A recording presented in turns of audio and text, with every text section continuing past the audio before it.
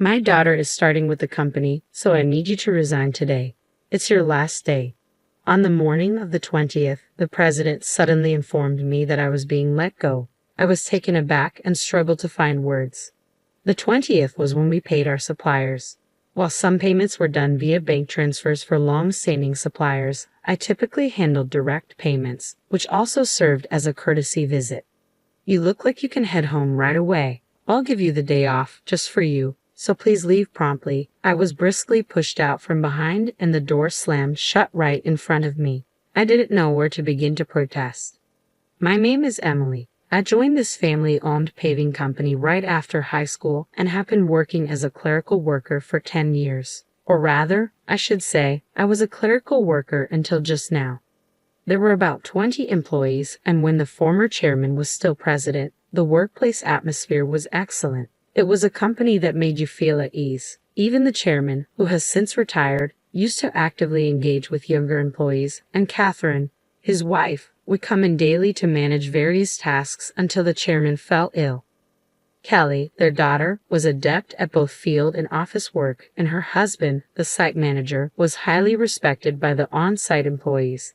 Despite being from the founding family, they never acted superior or looked down upon anyone. It would have been wonderful if this enjoyable and trouble-free company life had continued, but unfortunately, reality turned out to be less sweet than expected. At the end of last year, cancer was discovered in the chairman during the company's annual medical checkup. He made the difficult decision to retire as president, appointing Kelly's husband, the site manager, as his successor. Both myself and the other employees unanimously supported this decision, agreeing that the chairman should prioritize his treatment and wishing him a long and healthy life. However, unexpectedly, the chairman's eldest son, Tom, whom I had never heard of before, appeared with his family. It turns out the chairman had another child besides Kelly. Tom had been estranged from the family for about 30 years, a fact unbeknownst to me.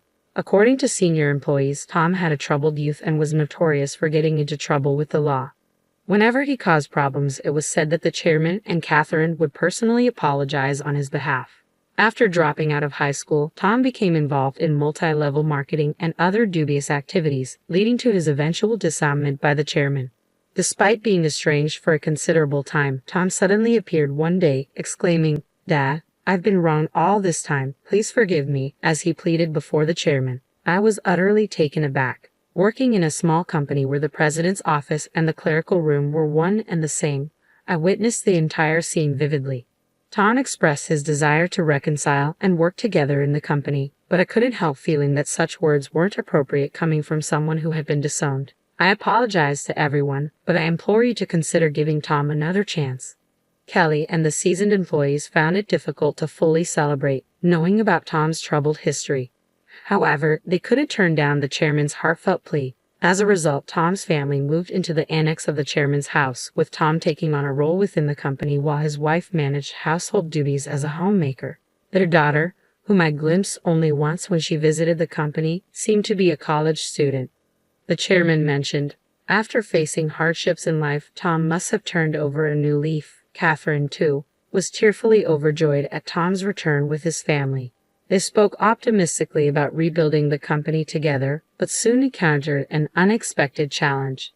Tom insisted, as the eldest son, I should be the next president, causing tension with Kelly and the site manager. While putting on a facade of diligence in front of the chairman, Tom actually did very little. He frequently made demeaning remarks like, "Manual labor is for the workers, and you're all like worker ants, silently toiling away." Unsurprisingly, he quickly became unpopular among the staff. Some younger employees even approached the chairman directly, saying, "I can't work under these conditions." However, both the chairman and Catherine begged them to be patient, promising to talk to Tom and asking for a long-term perspective. Then, due to stress or other factors, the chairman's cancer suddenly worsened, leading to his hospitalization 3 months ago. It was at this critical juncture that Tom declared himself president. Employees advised Catherine and the chairman to uphold the original plan of appointing the site manager as president, but ultimately they chose Tom, their own flesh and blood, over Kelly's husband. This decision caused murmurs of discontent among the staff, with some accusing them of being blinded by parental favoritism or senility. Consequently, the once harmonious and joyful atmosphere of the company underwent a stark transformation, descending into tension and awkwardness. As everyone realized the situation couldn't persist, Kelly began taking action quietly alongside the site manager behind the scenes. As a result, tensions began to escalate. I found myself solely responsible for the company's administrative tasks from that point onward. Previously, Catherine Kelly and I could manage our workload efficiently, allowing me to leave on time. Now, however, I'm working overtime every day, often leaving well past the expected hours. It's not uncommon for the date to change before I finally head home. Meanwhile, Tom appears to view administrative duties as leisurely. The president spends his days frequenting hostess bars, betting on horses, or gambling, I heard from others. My relationship with the president deteriorated significantly over an expense issue. He had been using the company's credit card for personal dining and entertainment expenses, which I had overlooked to some extent in the past. This time, though, it crossed a line I couldn't ignore. Bracing myself for his reaction, I handed back the receipts. This expense cannot be approved. What? Why? This is your wife's corrective underwear. It has nothing to do with the business, so it cannot be expensed. Predictably, the president's face flushed with anger. Don't toy with me. She's the president's wife. It's only natural for her to dress well. It's an expense. But it's underwear, and your wife isn't an employee. I managed to reply, astonished that the president could consider a $4,000 expense for his wife's corrective underwear as justifiable. What he said next left me even more bewildered. Then let's turn the sale of corrective underwear into our new business venture. That way it will count as a purchase and therefore an expense. The president looked smug, as if he had just struck gold. But I was left speechless. We're a paving company. How would that work? Tell clients if they don't buy from us, we'll cancel their contracts. They'll all buy, we'll make a fortune. $2,000 for one, $4,000 for a set. It's easy money. The president burst into laughter, but I was appalled. That's completely unacceptable. It would damage our credibility. In my frustration, I lashed out at him, and from that moment onward, I became the target of the president's contempt. Every day thereafter, I endured constant criticism and berating from him. It became so unbearable that I often considered resigning. However, driven by loyalty to the chairman who had always supported me and concern for the company's welfare, if I left, I persevered. The truth was, losing my job suddenly would also spell trouble for me. I resolved to endure it until I could make a graceful exit, but then I was summarily dismissed. If I were to leave abruptly now, it would disrupt our client relationships, I said firmly, taking a deep breath as I opened the door. I cannot do this. Quitting without proper notice would leave everyone in a difficult position, including your daughter, who isn't equipped to handle the workload. Besides, today is the day we make payments. I delivered these words in one breath, fully anticipating the president's furious reaction. As expected, his face flushed red with rage. Shut up. I already told you to resign because my daughter is joining the company. Today is your last day. Regarding the payments, let them wait until they come to collect. There's no need to pay them in advance. Excuse me, isn't it standard practice to pay for goods and services once you've received them? I responded, bewildered, trying to simplify it as if explaining to a child. But the president's next remark was so irrational that I couldn't believe he was speaking like a rational adult. In that case, just threaten to switch to another supplier. Tell them we won't make the payment this time, so they should give it to us for free. What? That's not something we can do, is it? I was so stunned that I struggled to find words. You're completely worthless. My daughter has a college degree. She can handle office work effortlessly. Being family, she won't question my purchases like you do. All talk and no action. Your presence is unnecessary in our company. Leave immediately. In essence, the president seems to believe that by assigning his daughter to handle accounting, he can easily pass off personal expenses as business expenses. Is that so? Just remember, I won't regret this. Words are futile now. My patience has run out. I swiftly gathered my belongings and hurriedly left the company. Yet I couldn't shake my concern for our clients. Knowing Catherine was occupied caring for the chairman, I called Kelly despite her busy schedule. It was urgent. I briefed her on the situation and entrusted the rest to Kelly. After leaving the company abruptly, I suddenly found myself with plenty of free time. Being terminated without notice was a clear violation of labor standards. If I reported this to the labor office, they would be in serious trouble. Thankfully, our company was part of the middle company payment system, which meant I could claim severance pay and 1 month's salary. This system supports small and medium-sized enterprises that struggle to provide severance pay independently. I didn't need to rush since I had up to 5 years from my retirement date to apply, and the labor office's statute of limitations was 2 years. With my professional habits, I meticulously planned the necessary procedures and decided to take it easy for at least a week. Having worked overtime and weekends constantly lately, I hadn't had time for anything at home. There were many places I had wanted to visit once I had settled down, so I chose to take a day trip to the beach for some relaxation. After rejuvenating myself by the sea, I checked my phone, which I had left in a locker, and noticed several missed calls, emails, and voicemails. I opened my email to find I saw a message from Kelly, assuring me that the payment had gone smoothly, and everything was in order. A wave of relief washed over me. Despite the abrupt demand from the president to resign, I couldn't shake off the guilt of leaving in anger. Next, I listened to the voicemail left by someone from the company. It was the president sounding panicked, demanding answers. What's going on? Are you saying I'm not the real president? Did you know about this? Explain yourself. Has he finally realized what a clueless president he is? I couldn't help but smirk to myself. After that, I systematically checked through my emails and voicemails. Among them, I listened to a voicemail from the chairman and immediately decided to head to the hospital. When I arrived at the chairman's hospital room that evening, Catherine was already there, and to my surprise, the president was also present. Upon seeing me, the chairman greeted me abruptly from his bed. "Emily, I apologize for my foolish son," he said sincerely.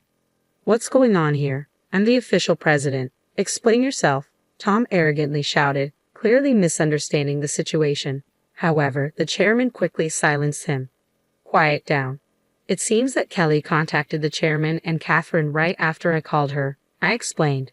Upon hearing this, the chairman directed his attention to Tom, addressing him as the president, and asked, "Do you really not know anything? What's going on?" I calmly explained to the president, who was shouting without understanding the situation. "In essence, Tom, you had no legal authority. Your role as president was merely titular. This might seem confusing without context, but president is a position within the company, not a legally defined role. The individual responsible for representing the company externally with legal obligations is the representative director. This is entirely distinct from the president's title, which can be changed freely within the company. Changing the representative director requires complex procedures and is quite cumbersome. 3 months ago, when it was decided that Tom would assume the role of president, there was significant opposition from Kelly, the site manager, and veteran employees. To resolve this, I proposed a method to appoint Tom as a figurehead president while retaining the chairman as the representative director. As someone familiar with company procedures and laws for my clerical role, I devised this approach. If Tom showed genuine commitment and earned the respect of all employees, only then would we initiate the formal legal procedures. However, if Tom proved unsuitable as president, the contingency plan was either his dismissal or the company's closure, with Kelly and the site manager preparing to start anew. Kelly had doubts about Tom's ability to change. The chairman and Catherine had unwavering faith in Tom until my unjust dismissal seemed to awaken them. If you aspire to be an entrepreneur, educate yourself thoroughly and prioritize your employees. I emphasized this many times. Isn't it straightforward now? Shall we proceed with the procedures? No, it's impossible. Our company offers stocks to employees who want them, and most have taken advantage of this. Emily owns 10%, making her a major shareholder. We can't disregard her opinions, and the other employee shareholders certainly won't side with you. As the situation sank in, the president's face grew pale. What? Don't I have any stocks? None. I intended to give you my shares once you truly prove yourself as president. I'm deeply disappointed in you. You were only after my wealth, thinking I had little time left, weren't you? The chairman slumped in despair, and Catherine fell silent, her face clouded with sadness. Brazenly, the president retorted, "Ha! Of course, I'm the eldest son. What's wrong with taking what I can get? The company is mine." I couldn't forgive him any longer. No, that's not correct. The chairman holds full responsibility as the representative director of the company.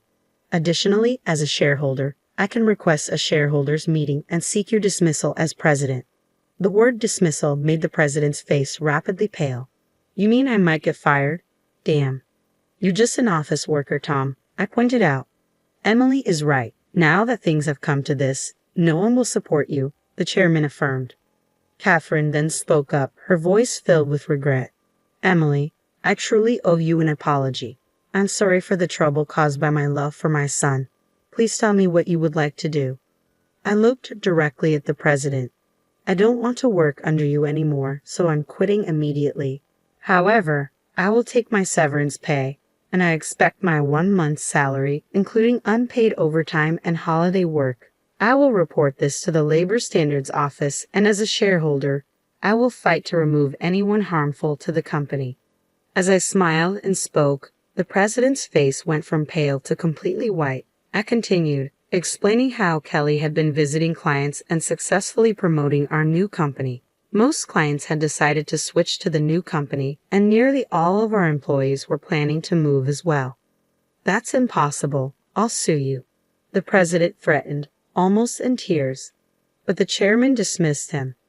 I am the representative director. You have no such rights. The president, overwhelmed, collapsed to his knees. I felt a complex mix of emotions. Mr. President, it's a shame it came to this. If you had changed your attitude when you returned, things could have been different. There were many opportunities to learn and improve, but you squandered them all. This is a classic case of reaping what you sow. Eventually, the chairman decided to close the company, leaving Tom unemployed. The president's wife attempted to sell corrective underwear, but it didn't sell at all. They were reported for aggressive door-to-door sales and were eventually arrested for running the pyramid scheme. When Kelly returned to her parents' house for an errand, she found several boxes still filled with the unsold corrective underwear. Their daughter found employment at another company, although the details remain unknown. I now work at Kelly and the site manager's new company, and I am happy every day. I want to continue to cherish my relationships with people and live sincerely.